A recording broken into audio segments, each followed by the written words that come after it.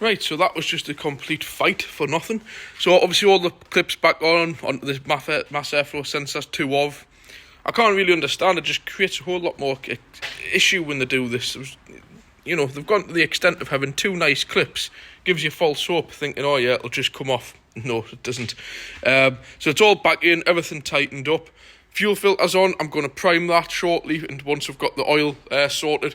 I want to show you these, like, strut top mount, like, airbags, because they're just normal struts and shockers, but this has got some kind of, do you know what it is? I don't know if that's actually an airbag for the bonnet, maybe to pop up. That's what I think they actually could be. I don't think the suspension's got anything on it. And I'm looking, there's no pipes down there.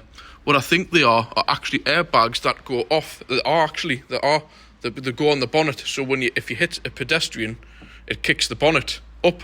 And these hinges here are designed to snap. That's what they are. I thought it had air suspension on it. So yeah, just to show you the complexity of this engine. It's the 3 litre. It's basically it's a Jaguar Land Rover Ford engine. It's actually got Ford printed all over the thing.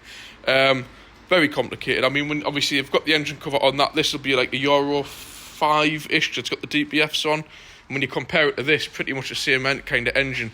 A lot less going on in there. A lot more simpler. Still a terrible job for an air filter, I will say. I don't know what it is with V6 diesels that just make a mockery of the air filters on them. So yeah, I just wanted to point out this. Obviously I was looking and thinking, yeah, there's antifreeze in there. When you look at it, it's a huge container all the way down to the bottom. But when you look, that's like a little castle inside, maximum and minimum. And it's way, way below the minimum. So we'll just top it up and we'll get it so that it's sitting on the top of that max mark. So there we go. I expected that just to be a little drip. It's actually been 2 litres. So now you can see that little castle. It's on the top like on the maximum. So 2 litres it's took, and to be honest, it didn't even look like it was low, but it was. So it shows you always check, always take them off clearly when they're cold, and always use the correct antifreeze, which normally they will always tell you on these plates. So we're going to get the oil filter out now. I'll show you that, but I don't think this thing's had much TLC because everything is original, like I've shown you. Obviously, you see us using Delphi parts quite a lot in the garage here. Jaguar, genuine Jaguar, Delphi, just to show you that. The filter, actually, it is like a Ford Jaguar number. But yeah, that is absolutely filthy. So this thing certainly, if it's either been on a Jaguar service plan or some kind of service plan where they've been doing the usual sweet air fall, or they just simply have never serviced it. And, what is it? 63? So it's coming up a 10-year-old car, 3-year warranty. Maybe they've had a Jaguar for 3 years and not serviced it. Who knows? No idea. But there we go. So we're going to get on now, get that out. I mean, that looks pretty black, as you like. I mean, all diesels are. So I wouldn't for 1 minute say it's black, because a lot of diesels, when you put the new oil into them and dip them, the oil is as black as what it was that you took out. So I would never use that against, unless it was like tar. I would never accuse or make an accusation to somebody and dip an oil on a diesel or drain it out and go, look how black this oil is. That's just normal. So just for any of you guys, by the way, if you do take your car in for service and it's a diesel and you dip your oil after it's been serviced and it's still jet black, don't worry, that is totally normal. I wouldn't even question the garage. Unfortunately, back in the day on older cars, well, not even older, some newer stuff does, you have a spin-on filter and you can look at it and go, ooh, there's a new filter. But with these things, these cartridges, which I'll show you this, like, you can't. I'm showing you my face because I'm just not spanning it. You can't. There's nothing really to see. Once they go back together, they look normal. But actually, that doesn't look too bad. I think what this car's been getting a lot of is small services, oil changes, and that'll be it. That's why all this stuff's been missed. So yeah, I'll just pause this now. We'll get this filter in, and I'll quickly show you underneath once we've got the filter back into place, and just to let you have a look round, see what you think. Right, I'll quickly show you underneath, because in a minute my partner will be here with our daughter, because it's her first time in like a pre-nursery, so see how things go. But I just thought I'd show you underneath. They're just standard shockers and springs. It would have been nice if that had been protected from new. It probably would have been in good enough nick. This, it was in a while ago. We fitted 2 rear calipers to it, pads front and back, I believe. But you know, it's your usual Jag. You've got a multitude of arms, but that's normal on any car of this calibre. You know, a bit of corrosion on these cross members of the subframe and on here. But again, remember, it's a 13 plate car, 2013. I think if a lot of this had been coated when newer, probably be in good enough nick. But what I'm always suspicious of Jaguars is the flaw in these sills. And you can just see they're fine of this age, but I think we're going to have a repeat performance of the old S-types. When you look at that okay. Like, on this age, yeah, they're fine. But in another 5 years, you see all that crap under there? In fact, I'll blow that out with the... that's what kills these. See that? That is just pure soil. Packed full. Can you see that in there? I am, yeah. And that, I'll just get the light, I'll show you what that'll be. Yeah. I'll just show you. And this is exactly what causes these to rot out. Seen all that? That is solidly compacted in muck. So we'll get that out. Is this side the same? No, it's like a sponge on that side. I wonder if that's sponge. Definitely looks like mud to me. Either way, it's soaking wet. We'll have that took out. So there you go. Around to the foot of the gearbox, obviously there's your auto gearbox, huge unit, great big DPF up there, off one bank. The other one that isn't spaced to have it. So it comes down to this one, so there's another DPF, so it's actually got two DPFs, sensors galore. Another one in there, and it'll have a knock sensor at the back, does it? Obviously twin exhausts, but yeah, very expensive system. And when these go wrong, they don't half go wrong either as well, I'll tell you. So I've heard some scary bills on these. But there, you know, corrosion on that front subframe. So yeah, I just thought I'd show you guys that. We're just about to drain the oil out and get this big under tray put back on. So, I need to wash my hands, go to the loo, and my partner will be here in a minute, and I'll pick my daughter up. I might do a quick recording. In fact, I'll tell you what, I will. It's a weekly vlog. It's a garage vlog, but it's me life. So when we get in the car, I'll do a quick 2-minute video to see what Olivia, if she's okay. If she's crying, we won't. But it's her first day in any form of care whatsoever. You know, she's just 2. It's like a pre-nursery, just a once a week, a couple of hours, just to get her used to being around other kids, not being with us. So this is a big step for her, because it's always people she knows, our grandmas, our granddads, our, you know, like our auntie and uncles, but never has she been somewhere like this before, ever, and left. So I'm a bit more emotionally tough. My partner says I've got no emotions. I have. But I bet she'll be in floods of tears when we drop her in. You guys will all know if you have kids yourself. Does give you a bit of a lump in your throat, like I did, what day was it? Yesterday, Wednesday. It was my son's first day at school, and my ex-partner sent us his photos through with his uniform on, looking smart as a carrot. It does give you a lump in your throat. So, we'll see. I'll give you a quick video when we're in the car, if I can. So I'll catch you soon. Well, here she is. I just thought I'd show you. Just here with our mum now. Let's have a look. Oh, we're looking forward to your first day in nursery. As a sweetie there. We'll not be having any sweeties when we go to nursery, will we? Are you looking forward to going to see your teacher? Yes? Good luck. That's good luck to the teachers. There we go. She seems in a good fettle. So I'll come back to you when I get back to the garage and let you know how it goes. Well, we've got a happy little girl. Olivia, where we're going? Do you know where we're going? School. This is school. Yeah. See if we can get her up to there before having a tantrum. Do you think Mum will have some tears? Huh? Where we're going, Olivia? She's gone quiet because every time I get the phone out, she knows. So we'll see how you behave, won't we? You looking forward to it? Are you excited? Yeah? Pretend to be shy. She's the least shy child you'll ever meet. She isn't shy, aren't you not? Right, we'll see how she behaves when we're going, and I'll get back to you. Well, that's Olivia away to school. We'll be getting a phone call at 3:30 to see if she's behaved, to pick her up. She went in, no problems, not a bother. She was more interested in getting in there and getting stuck in with all the toys and everything. The only tears was from Holly, of course.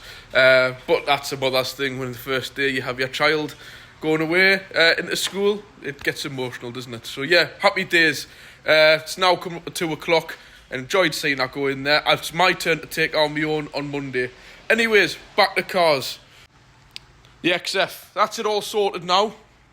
But like I've showed you, there's a little tiny little vent valve. I don't even think it's the dipstick on this. Now this is the annoying thing. Now I've put the amount of oil that it states to go in, which it's had, no problem. It's gone in, but the car's got an onboard computer, which only works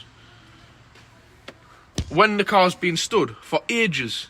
Now, when we first put the oil in, naturally the car had been stood for quite a while, when we have been working on it for hours, you know. Since I've now run it, now the oil filter's filled up, I need to know the correct oil level. And every time you go, you just get this not available, see handbook. Which, without even reading the handbook, it'll be observe a wait time. I already do a similar thing, where you've got to piss about waiting for 15, 20 minutes, half an hour until the car knows that it's cool enough so you can get on and check the oil. But why they just took a dipstick away? Why not just leave a dipstick? It's absolutely ridiculous. I mean, like this A6 Audi do it all the time, but this car's got the stupid gauge on, which you can see the oil on the inside, but they've put a dipstick there so you can check the oil. Not with these. So now I haven't got time to sit around here pissing about waiting for a computer to decide. So I don't know if it's got the right oil level. I can't send it out. I've got on my spec sheets, I've put in what it says, but that always is not gospel.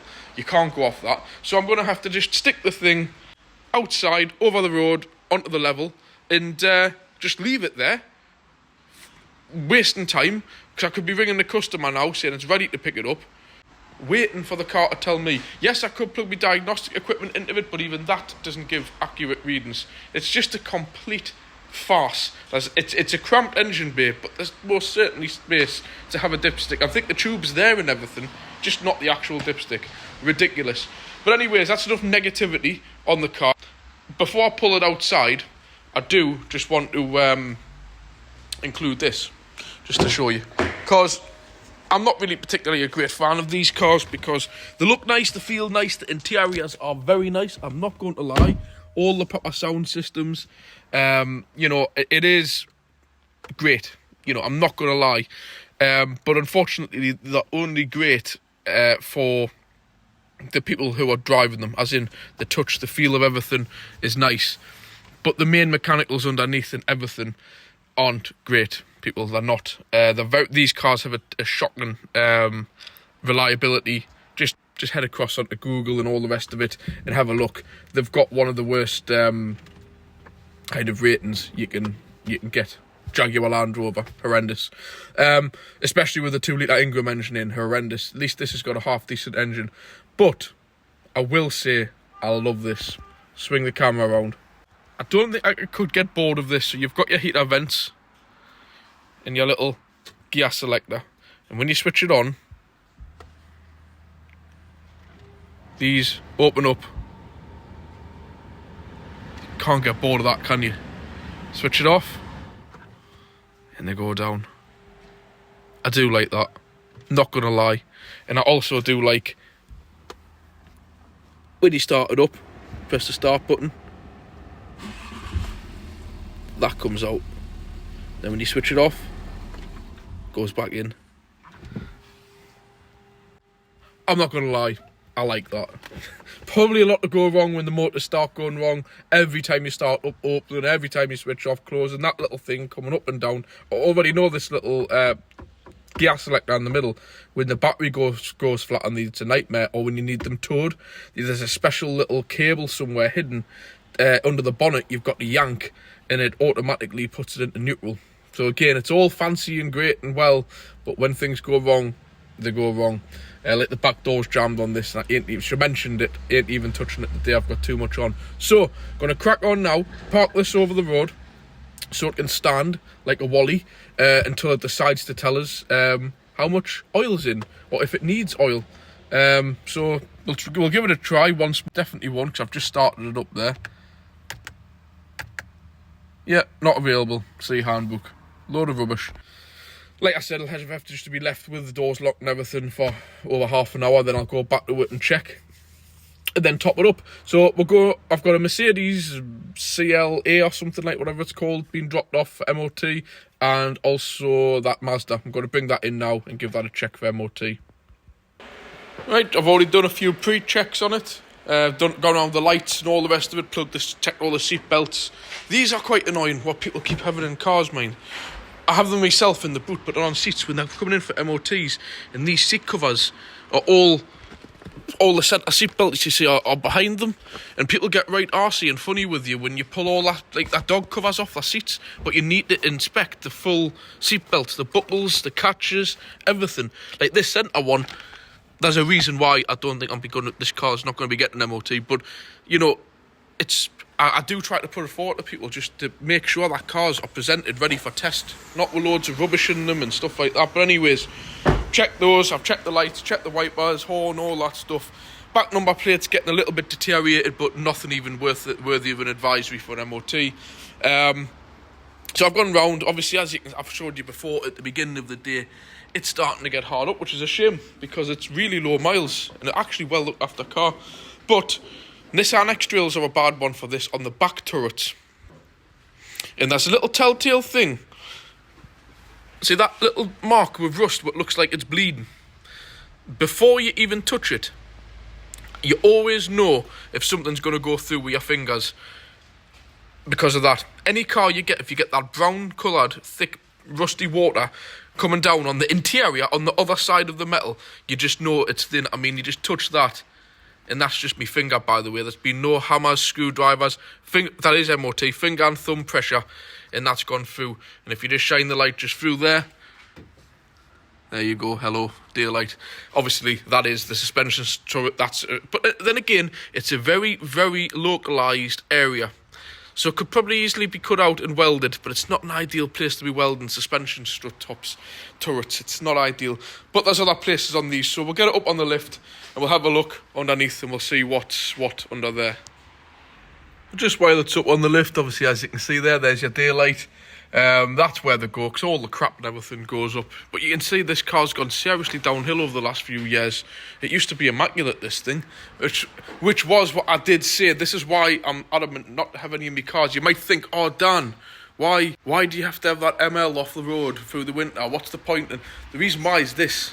This is why the ML and the ZX staying off the road. End of this month, September, or for the first minute to spread any salt, they're going off the road. Simple as that. This is why, as this car's been used through all the winters, and it does them no good.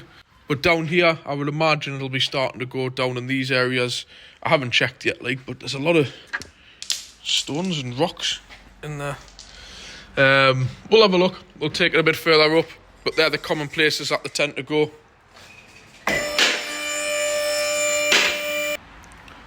Right, we've checked it over. It's not that bad, but it does need welding. Up in here, you can just see it is absolutely just with your finger. That's pushed through.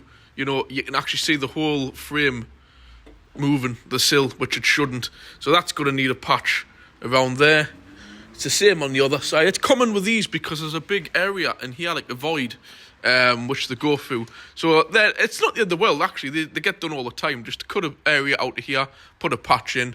The main bit's the one up there on the strut, but luckily it's in an accessible enough area to weld. But bar that, it's getting crusty and that, but I still think maybe with two patches at the back, a patch on that strut turret area, it's not too bad. Actually, this front cross member, because it's got protection on it, is like new. Trust us, they are normally absolutely rotten. So it's still, maybe if she's going to spend the money, got life in it. It's just whether or not she decides to. It's down to the customer. But one of the most alarming things is, which I keep reminding people about in MOTs, there is things in the MOT, but there's other things you've just got to check, like houking on it stuff isn't. But these go onto there. One sits, the other way around. The other one come off the other week when it was in getting work done on there. And one on there. And where they're bonded to it's just to the metal on there, look. They come away. Now this has got lead inside of it. This is actually really heavy, really heavy. So that was just hanging on by next to nothing. Hit a bump, and I'm not joking, mind. If that you would hit a bump, that would drop off, go on the road, and bounce. And I'm not joking, you, that would smash straight through your windscreen. That could actually kill somebody. That honestly, I'm trying to explain how heavy that is. It's like it may as well be a solid piece of metal because inside must be lead or something like there. Something in it, very heavy. That would come straight through the windscreen, and if it was unfortunate enough to actually hit somebody when coming through the windscreen. So things like that are why MOTs exist. We're not just going around poking for, oh, there's 50 quid for a tyre, there's an arm, there's this, there's that. It's finding little things like this. To be honest, you would touch it to check its security, and if it was just wobbling loose, it would be a fail. The fact of, if you just touch it like we do and it falls off in your hand, it's a bit of an odd one. That you would have to do a PRS, like a fail and then pass, because it's a weird one. Because if it just comes off on your hand, it doesn't serve any purpose. It's just some kind of counterweight or something. So it's nothing to do with the MOT, but it's a bit of a weird one. But definitely little things like that is why it's always worth having your car even just safety checked by your local garage, because that could have potentially killed somebody. God forbid if there was a motorbike, which this lady who owns this car is a motorbiker. If there was a motorbike or a cyclist, serious damage that would cause. So, unfortunately, just going to have to spend a little bit of money, but it's not much, and it just keeps the car right. They're all accessible areas to weld, so I think she'll probably get it done. I think it's going to have another few years left of it, but these winters, as we know, in this country, they just don't do your vehicles any good whatsoever, any good. Rather than showing you this other car on the lift, it's not really anything of interest what I would necessarily show you, because you know my views and thoughts on newer cars. I don't even know what it is. It's a CLA, I think. GLA. See, that just shows you I've got no idea. It's just like a C class or an A class or something on stilts with bigger wheels. Nice enough car. I bet it'll be nice quality inside and all the rest of it. Yeah, I must admit, I do like the interiors on these. Does it give any indication of which engine it is? This 220D, so that'll be more than likely the 2.1, the one that was like in my C class. The 2.1 bulletproof Mercedes engine, what's in all the Sprinter vans and stuff. They just never go wrong, relatively speaking, in the older stuff at least anyway. But yeah, I sort of could maybe get away with one of these if I had the need. But my biggest argument with these are, they're nice and high up. So there's a nice driving position. But the only issue is that they've got the same size boot as like an Astra or something. So that's the only thing for me which lets them down a little bit. If they just made them a bit longer at the back, like an estate car lifted up, I think they would probably look a bit, they would probably be a more usable car. But yeah, I just thought I'll show you inside, because I can't honestly deny the fact that they do have a nice interior. I do like all this, hence I like in the A6, all that brushed aluminium. I just think it's a dateless thing. Yes, wood gets a bit old-fashioned, I agree, in some cars, but that is nice. That's actually got the memory seat for the passenger as well, and these are nice seats. You can't take that away from it. They are beautiful, nicely sculpted seats with the red stitching. They've got the big gun through. It's got the panoramic roof with the black headlining. All the bit, the heated seats and all that kind of malarkey. You can't take that away. They are nice. Just for me, I just wish manufacturers would go and just be a little bit different. It's what everybody's doing, is just getting a regular car, like a A-class, jacking it up on stilts, putting big wheels on, and then calling it like a soft roader kind of thing. That's just like, do something different, you know what I mean? Stop copying the crowds. It does my head in. But like I said, with the boot, I'll open it up. Don't know if it's electric, which it is.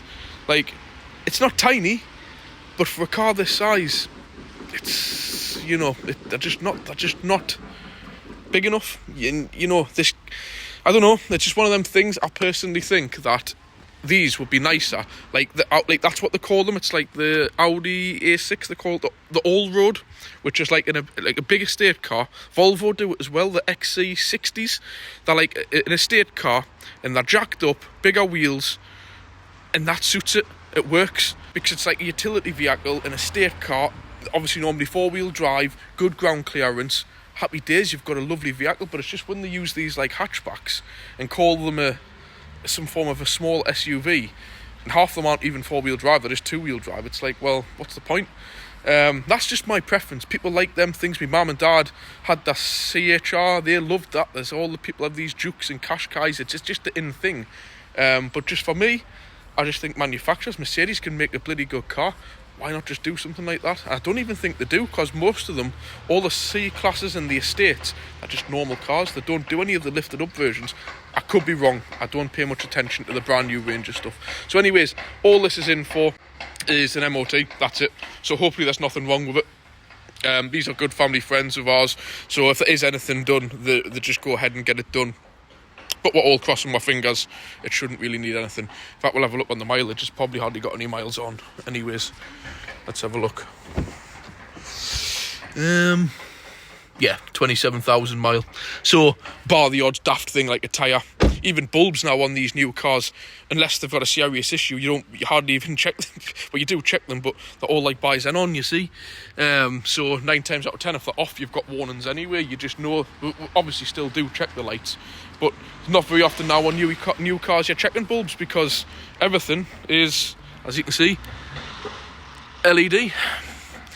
Brake light, stop light, fog light, reverse light, all LED. So it's very rare you ever even need to change a bulb. Yaris is back, done with the MOT. That thing's waiting over there for us to check the oil, which is a complete waste of time. The customer needs it back. And I've told her she's just going to have to wait nearly an hour for the car to decide when it wants to tell us the oil level. Sad times, people, innit? Really sad times when we can't just check the oil on a car. So anyways, that's all I'm going to do today. I'm going to do a bit of work on the A6. There's a few parts being delivered to get that built back up, which I'll be doing in a separate video. So I'll catch you tomorrow on Friday's vlog, which I don't think there's a great deal in, actually, because that Mazda was meant for tomorrow. Yeah, and that Mercedes took the place for tomorrow. So there might not be a very big vlog tomorrow. I might just quickly cut it off in the morning and started uploading on the Wi-Fi while I'm at work, so we can get the video out. I'll do it probably part 1 and part 2. I think I'm going to start doing it like that. One will be uploaded Friday tea time at the peak hours of like 6 o'clock, and the other one will be uploaded part 2 on Sunday at peak hours at 5-6 o'clock as well. Just so you know what I think that's going to be the better way to go, and it helps the algorithm of the channel as well. Instead of just putting 1 video, you're doing 2, which means I'm getting 2 lots of monetization for making a bit of money, which obviously, as you guys understand, this takes a lot of my time, because right now I'm doing this. I could be getting on doing some work, checking the Mercedes over, getting me Audi sorted so I can get it out the way, making phone calls, writing out bills, getting on with that Jag. So I do spend a lot of time on this, guys. I hope a lot of you appreciate it. I don't make a lot of money. I make very, very minimal money on these monetizations, which is basically just before you start watching a video, the advert comes on. Mid-video, a one comes on. So I know you might get really paid off with them, but everybody has them. And like I've mentioned, even if I was to switch monetization off, they still come on. So just don't get frustrated about them. What I'm not going to start doing is giving the whole, if a lot of you guys watch a lot of the famous bigger channels than mine, constantly going on about those what's that one, car vertical this, car vertical that, why food this, why food that. I'm just going to start the day, everybody. Let's have a why food, let's have a why food. It's just fake put on crap just to make money, and I'm not into that. I'll tell you if something's good, because I know it's good, and if I think something's crap, I'll say don't buy it. But this thing, like, as a few of the channels, and you guys will know who I'm talking about, it just gets a bit boring, it gets a bit repetitive and old.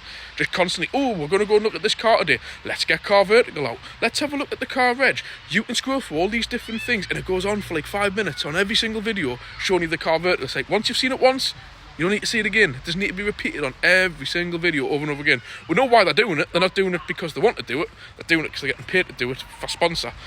Which is what I'm really going to try to keep away from. I don't want to get in them lines of that, because I don't want to have to be ramming down your thoughts on every single video I do. A sponsorship. Every video. You know, it just gets a bit old and gets a bit boring, and a lot of people have been reading the comments on their channels and on their videos, and a lot of people going, oh, car vertical again, oh, that Y food again, like taking the mick, you know. I think even their viewers are getting a little bit bored of it. So yeah, I just try to be as honest as I can. Sorry this week if I'm a bit doom and gloom, because like I mentioned, my dog's been a bit unwell. I've had its first week back. I had to take my son's first day at school yesterday, so I spent a bit of time obviously on FaceTime to him, going across to see him. The day I've had my daughter in, and I'm going back to pick her up at 3. So yeah, I apologise if I seem a bit off or down or anything like that, but we all have our ups and our downs. It's just a bit of a hard week to get back, getting back into the swing of the school runs and things like that, you know. So I'll catch you on Friday's vlog, but don't expect much to be going on. If I do anything, it'll be on my year 6, but that'll be going on to a different video, so there might not be much more to this video. Who knows what comes through the door? There might be something else, and I'll just quickly record it. Catch you guys on Friday. Bye. And welcome to Friday's vlog. Just a quick one, because I want to get things uploaded. I did say something would turn up, and it did. A little Yaris hybrid. Funnily enough, I was just talking to you yesterday about me going buying cars with people and sending people to get them. This is another one.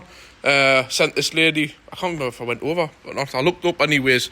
Again, back when they were Hodgson on the number plate there. It's a shame they've had to go to Stoneacre because they're nowhere near as good.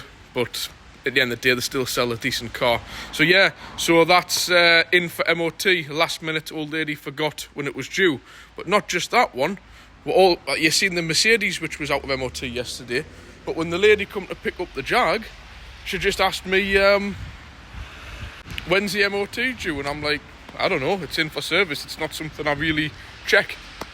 I don't like to do that, guys. I try not to be too, what's the word, pushy with people. You know, when you go into some of these dealerships and you take your car in for, say, I don't know, a recall, you take it in, and you go in immediately and they're like, would you like us to check your car while it's in? Would you like us to check your tyres? Would you like us to do this?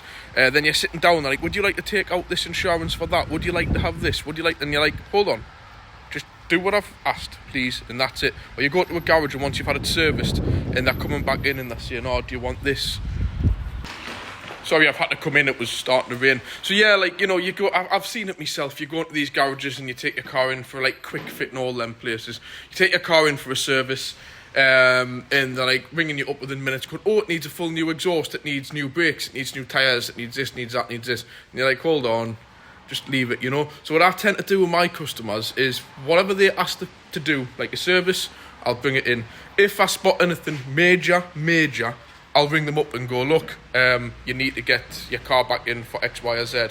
If it's minor, I'll just say, you know, like, book it in a few weeks, few months, no hurry, like, you know. But if it's major, I'll say, do you want me to add it in on the day? You know, like something serious.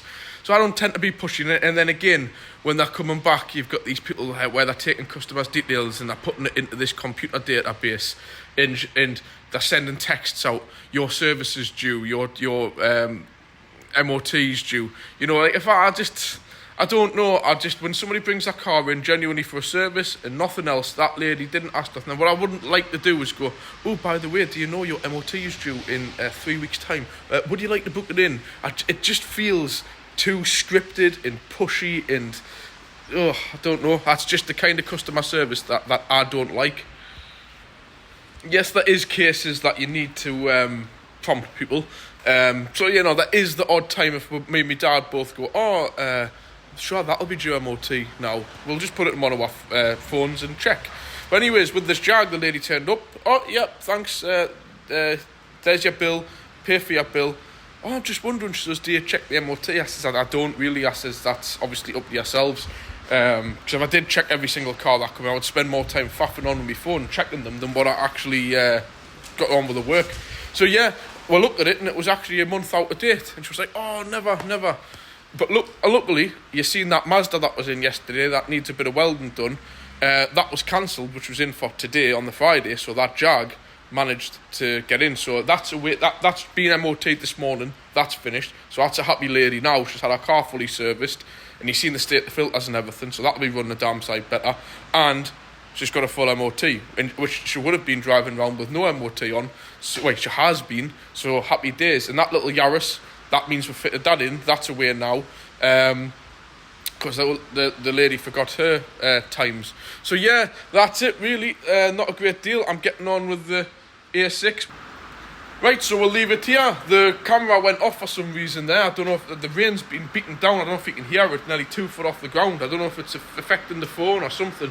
But yeah, that's it for this week, guys. Sorry if I've been a little bit down. I've mentioned it a few times. There's just been a lot going on this week.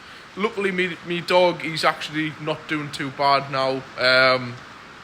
And it's just been busy. My son's first day at school, my daughter's first day at school. I hope you enjoyed seeing her going in there yesterday. So yeah, obviously I just want to reflect about yesterday. This will be going out on Sunday, but you've all have heard the news. Obviously the Queen passed away.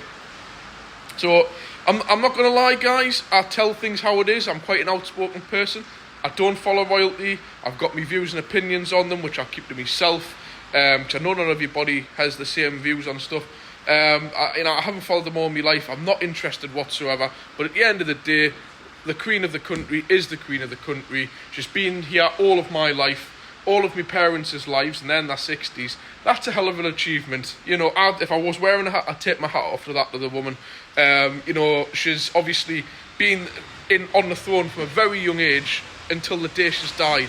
And you've got to give that credit. I know she could have stepped down at any point, but she was obviously right up until her last years of her life where she's been very passionate about it. I must say, I respect that. I just hope whoever's... Again, I don't know much, guys, about this. I don't know who's going to be taking her place. But I'm pretty sure they'll probably not do as good a job as what she has. Again, job, I don't even know what they do, but, you know, there we go. I just wanted to say, at the end of the day, she is a human being. She has passed away. And I do, obviously, send my wishes to the family. Royalty or not, they've lost somebody. And I just hope that, obviously, there's a lot of things to be going on there. And I think, out of respect, it's worth a mention on the channel. Because royalty have had a few good cars. And especially the Queen, I've been looking through a few people's things on Facebook of cars that she's driven, right down to a Jaguar X-Type estate, which was pretty cool. Obviously, she's had all the Range Rovers and Land Rovers over the years. Hats off to the woman, you know. I genuinely, you know, I don't mind what they do. It's just I'm a bit more not agreeing about... They bring in a hell of a lot of money to our country, but it's all down south. Up north here, not sure if it's really worth our while. But yeah, terrible news. I don't know what I haven't looked into it. I don't really watch the news. I don't know what. Obviously, I'm hoping it was just a peaceful death, nothing too serious. I don't think it was. I think it was just an old age thing. But yeah, it's a bit of a strange one. I don't watch the news anymore because I got rid of my TV license actually like years ago. I don't watch it, but I can imagine in the next few coming, like the next week or so. There'll be some pretty impressive, what do you call it, ceremonies and stuff like that, and tributes and things, so be interesting to see what actually happens with it. But this rain, certainly angry the day, the weather, definitely. So yeah, we'll leave it at that. Like I've mentioned, that Yaris has just gone away there. Hopefully that'll not be too long getting back, get me A6 sorted. Get these videos uploaded, and I'll have the first part uploaded for you guys. Like I've said, I'm going to be doing them around about 5-6 o'clock on a Friday, and then the second part of the weekly vlog will be about 5 or 6 o'clock on the Sunday. That's just how I've decided. It's easier to upload, easier to manage. But it means last night I had the first part, it's already uploaded, tagged, done, and I just need to hit the live button tonight, and it's finished. So it means I've got between Friday and Sunday to edit, upload the second part. It just works a bit easier like that. So anyways, I'll catch you next week. Sorry if there's been some doom and gloom. Not we're all human. It's just been a hard week getting back to work, so I've just got loads on, that's all. So yeah, I'll catch you next week. Please, if you've enjoyed it, hit the like button. Don't forget to leave a comment. I will get back to you. I have been a bit delayed at the minute. We've been on holiday and stuff. If you haven't already done so, hit the subscribe. Oh, and that is just one thing I want to mention to it. There was a few comments, just quickly before I go. A few people said, Dan, you have a lot of holidays. Well, if you really class a holiday as being stuck in a little box, which is my touring caravan, with 2 quite large, lively dogs, 2 young children, and 2 adults stuck in a box. But we do this as family holidays, as you all know with kids. Yes, it's a holiday. But I'm not even going to say a break, because it isn't. Yes, it's a holiday for the kids, but for me and Holly, it's bloody hard work. A holiday to me is sitting on a sunbed with a beer, at the pool, with the sun out, listening to music. That's a holiday.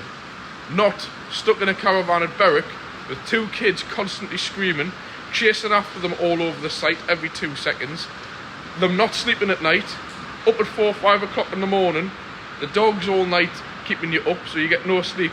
So yeah, I do have a lot of breaks, but I do it for my children. Not for my children. Me and Holly, Olivia is 2.5, and in 2.5 years, I can't count on one hand the amount of times me and Holly have been out. Never mind a proper break. The only time since then was my birthday in October last year. Holly got us a surprise and got us a hotel, and we stopped over in Newcastle for the night. Bar that, we ain't even so much as hardly had a meal. I've been out with a few of my pals now and again for a couple of pints, and that's it. But me and Holly, cinema, meal, even just a walk with the dogs on my own. Never. I haven't done it. Not every weekend, you know, we never have any people to babysit our kids or nothing. It's just me and her all the time. Either she goes out and I have the kids, or the other way around. We don't have time off, so to speak, like, you know, where we can actually go out and relax or just sit for an evening meal or go, you know, we can't. So now, guys, yeah, I do have a lot of breaks away in the holiday. I think it's probably upwards of nearly 10 this year in the caravan, but that's for me kids, not for us. We don't have holidays, so don't for 1 minute think we're sitting with a beer sunning it up while the kids, somebody else is looking after the kids. They don't. But that is on my list next year. I've told Holly, I said I want a couple of holidays next year in the caravan, just quick weekends, just me and her. I've had to book her up to Spa because we were really getting down after that. I mentioned it's been a hard week in Berwick. The kids have been very hard work. I booked that up to Spa, so at some point in October we're going to have a nice day in Newcastle with a spa day, massages and stuff like that, the jacuzzi, happy days. We need it, we need a break. So yeah, just thought I would clarify that one up, guys. I'm not on holidays. If I was saying about me and Holly, I'm going to Tenerife this week. See you later. Next week we're back to Turkey, and then next month we're going to Mexico, 5-star all-inclusive hotels. And yeah, guys, I'm raking in the money. I'm having lots of holidays. I ain't. I'm stopping at a farm at Morpeth next week in the caravan. Stopped at Berwick. Holidays, yes, when you're on your own. Not with 2 kids, young kids, and 2 dogs. Anyways, look, enough of the rant. Catch you next week, guys.